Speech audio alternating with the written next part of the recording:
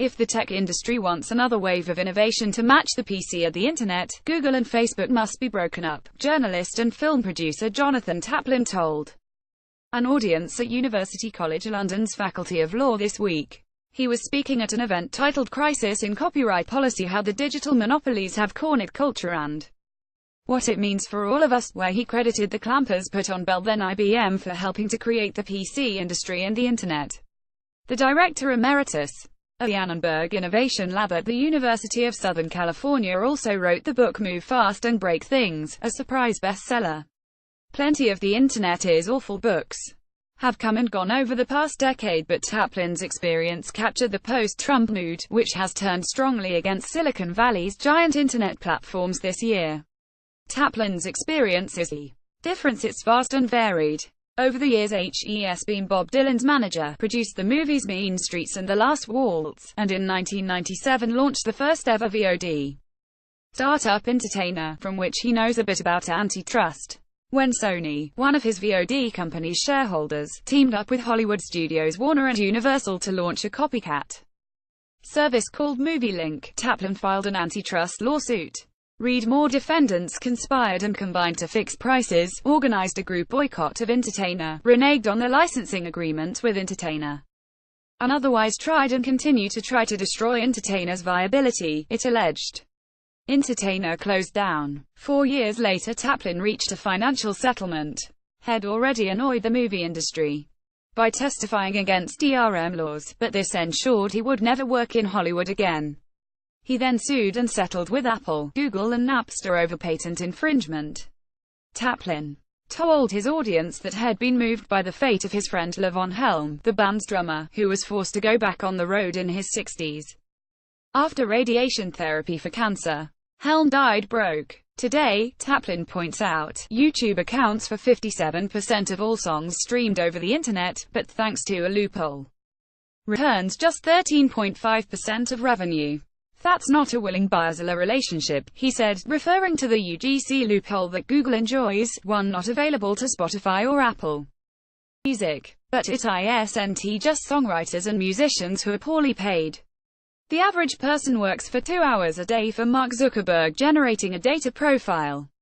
Taplin pointed out that Bell held patents on many technologies including the transistor, the laser and the solar cell, that it agreed to license, royalty-free, as part of a 1956 consent decree. As a consequence, 7,820 patents, or 1.3% of all unexpired U.S. patents in a wide range of fields, became freely available in 1956.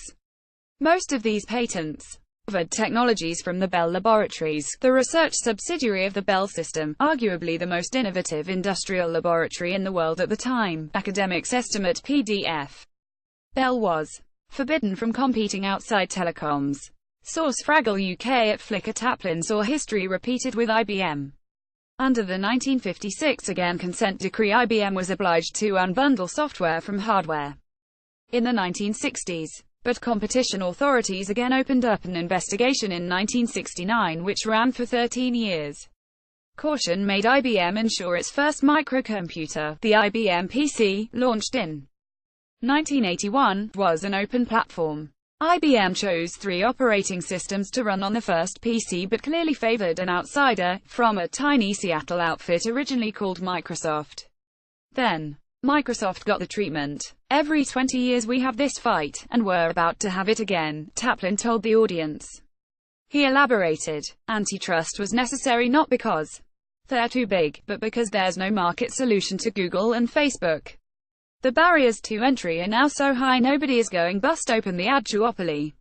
This is the point made by Oracle in its European complaint. Effective behavioral advertising requires hordes of data, and nobody can gather sufficient data enough to compete against Google's super profiles, or Facebook's graph in behavioral advertising.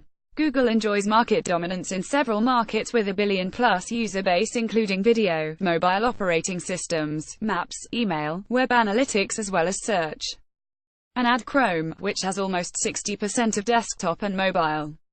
Taplin cited Snapchat, an example of a company that tried to innovate but refused to take Facebook's buyout offer. Facebook has simply copied its features. There may be interim solutions, Taplin said, short of a breakup. Missouri has filed the first competition lawsuit against Google in 4 years. The Trump era is more hostile to corporate mega-mergers than previous Republican administrations. Remember that it was under Reagan that the IBM antitrust probe was killed in 1982, and under Bush too, the Microsoft litigation was rapidly settled. The DOJ has filed suit to block Atom-Time Warner pairing up. Not everyone agreed with Taplin's remedy. There are revenue streams other than advertising, I pointed out talking to Jonathan later.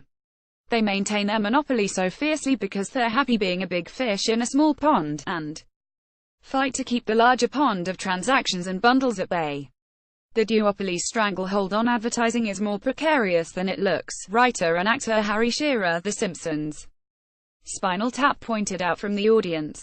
Harry is a Reg reader, which is nice to hear. He's suing a former French sewer company, now better known as entertainment giant Vivendi. For updates on that case, go here. Registered Sign, the third guy behind Microsoft, who you may not know about, chatted to us here about Bill's early code skills.